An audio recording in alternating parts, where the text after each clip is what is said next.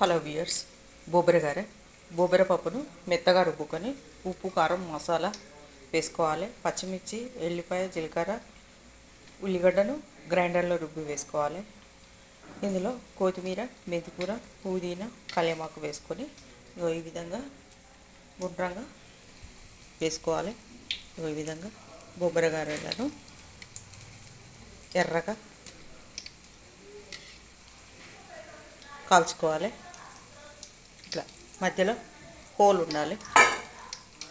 ఈ విధంగా ఎరుపు రంగులో కాల్చుకోవాలి.